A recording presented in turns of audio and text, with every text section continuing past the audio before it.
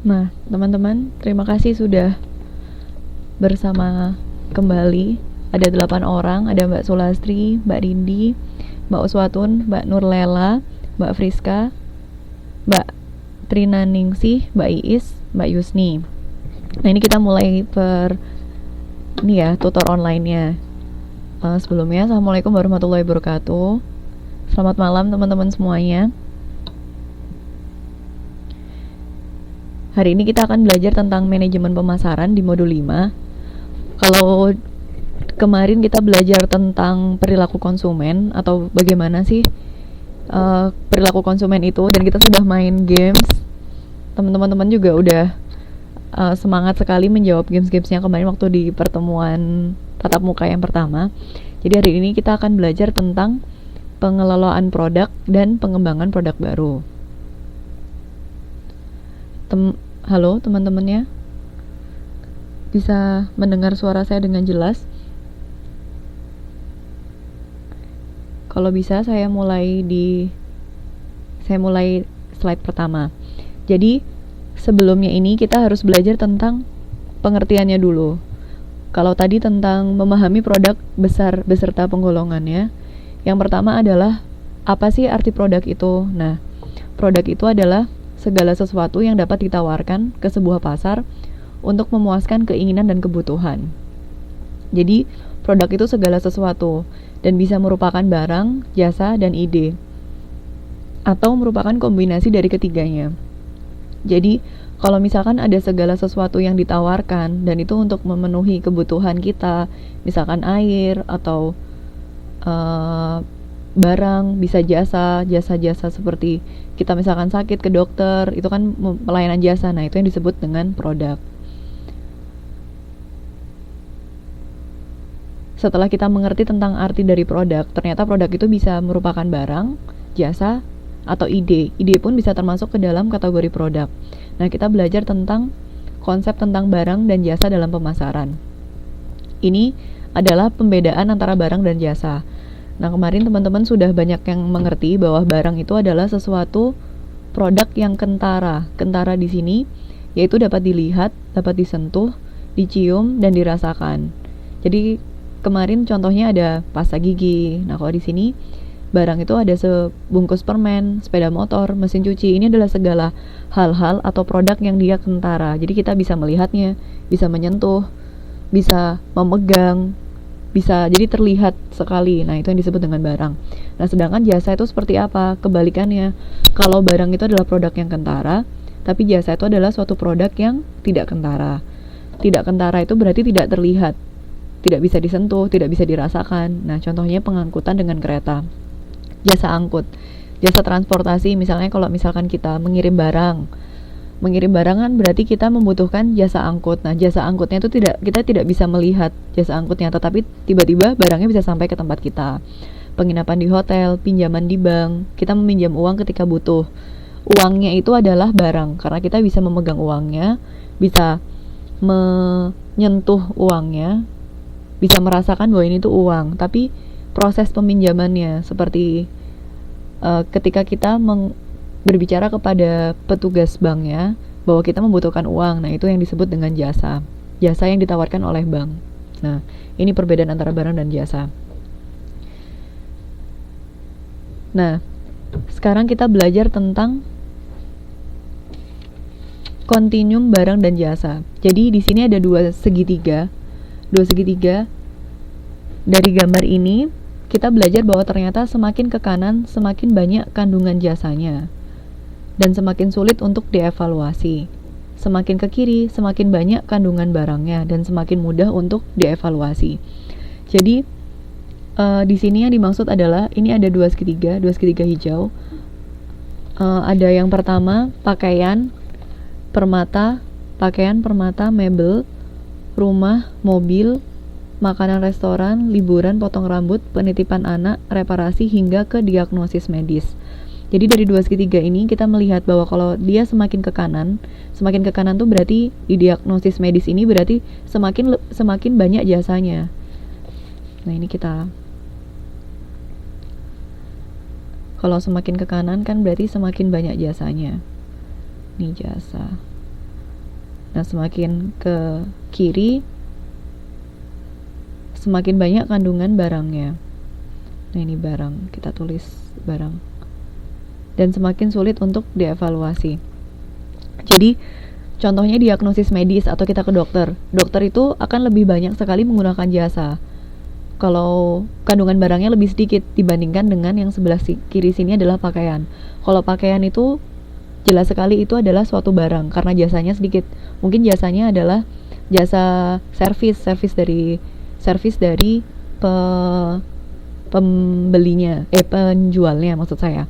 Jadi senyuman atau mau beli apa mbak itu termasuk servis, tapi pakaiannya di sini adalah pakaian, termasuk lebih banyak kandungan barangnya. Nah, kalau yang di tengah-tengah ini liburan, contohnya liburan, berarti dia itu setengah-setengah, ada jasanya dan ada barangnya. Potong rambut ini juga, kalau yang paling banyak ke kanan ini diagnosis medis itu adalah lebih banyak jasanya. Sampai gambar sini ada yang dipertanyakan untuk perbedaan barang dan jasa?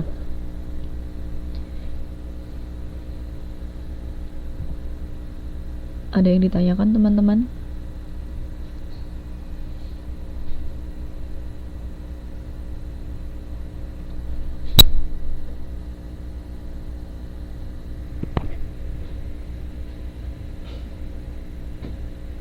Belum ada.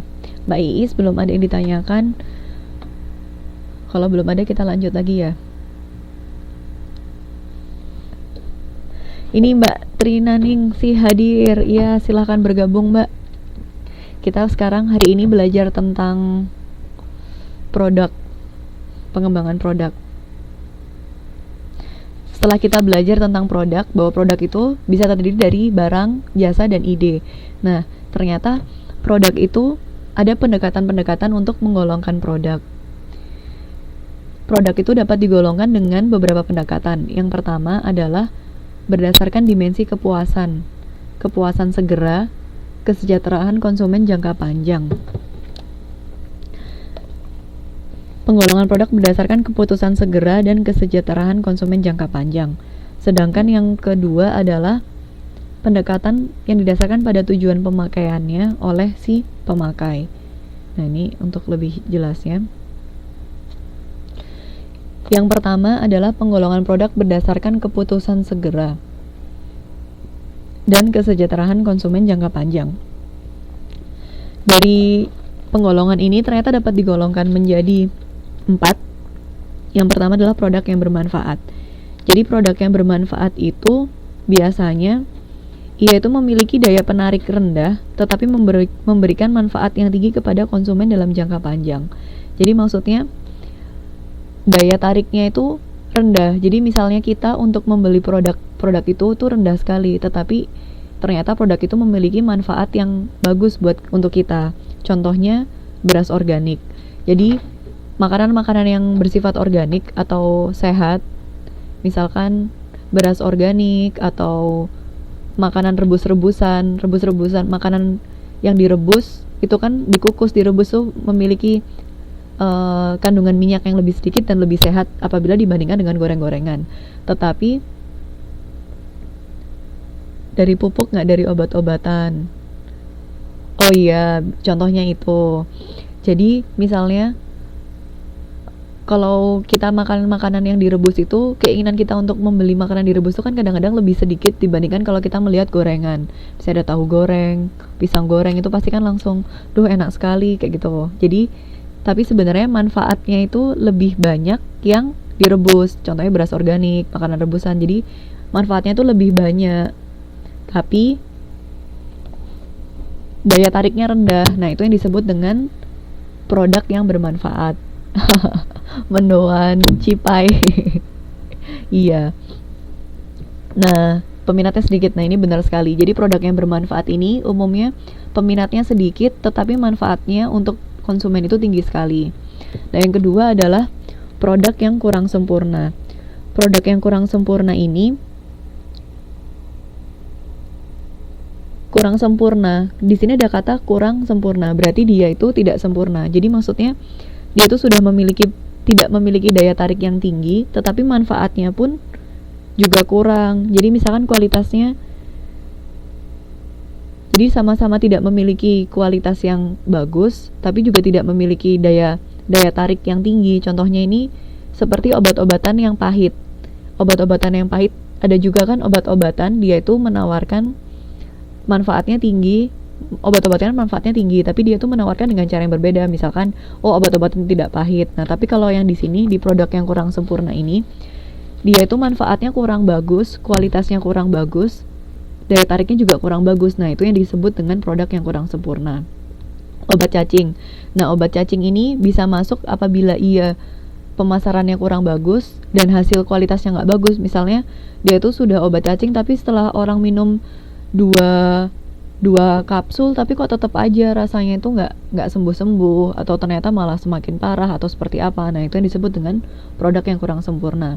Nah, produk-produk ini umumnya kalau dibeli pasti konsumen itu membelinya hanya untuk saat itu. Kalau ia sudah tidak merasakan manfaat yang tinggi, pasti akan nggak digunakan lagi. Nah, itu yang produk yang kurang sempurna. Yang kedua adalah produk yang menyenangkan. Nah, kalau yang ini tuh biasanya kita suka. Jadi dia itu menyenangkan, jadi memberikan kepuasan, tapi bisa berakibat buruk bagi konsumen dalam jangka panjang. Jadi kita suka, contohnya kayak dalam jangka panjang makanan goreng-gorengan tuh kan nggak baik, atau gula-gula yang terlalu manis sekali. Nah, kita selalu ngerasa suka, selalu pengen makan terus, tapi ternyata nanti di kedepannya ada yang diabetes, ada yang apa. Nah, hal-hal yang seperti itu yang disebut dengan produk yang menyenangkan. Kalau di ada Cunaicha, Chotofu berakibat nah, itu yang disebut dengan produk yang menyenangkan. Ini rata-rata kita suka, tapi efeknya ke depan buat konsumen tuh yang tidak baik. Yang keempat adalah produk yang sangat diperlukan. Produk yang sangat diperlukan ini produk yang dapat memberikan kepuasan dengan segera dan sangat bermanfaat dalam jangka panjang. Jadi kepuasan dengan segera itu pada saat kita menggunakan, kita tuh bisa langsung merasakan puas dan manfaatnya tuh bisa langsung kita terima. Nah, ini di sini disebutkan contohnya adalah makanan enak yang bergizi tinggi. Bisa juga susu kemasan bubuk. Susu kemasan bubuk itu adalah produk minuman yang memiliki banyak sekali manfaat. Ada kalsiumnya, ada proteinnya. Nah, itu yang disebut dengan produk yang sangat diperlukan. Mbak Nurlela, makanan enak yang gratis. Nah, itu juga enak juga itu. Jadi makanan enak yang bergizi tinggi. Kita bisa, begitu kita mau makan makanan enak itu, pasti kita langsung merasa puas. Enak banget ya makanannya, kayak gitu kan. Dan dia bergizi tinggi, jadinya bisa langsung dirasakan manfaatnya oleh konsumen. Ini adalah penggolongan untuk yang pertama, berdasarkan keputusan segera dan kesejahteraan konsumen jangka panjang. Dibagi menjadi 4 hal ini. Nah, ini grafik gambar penggolongan produk. Jadi di sini bisa kita, kalau tadi itu kan penjelasannya, untuk lebih memudahkan teman-teman mengingat. Nah, ini ada 2 tabel. Yang pertama adalah kesejahteraan konsumen dalam jangka panjang, dan yang tabel di sini adalah kepuasan segera.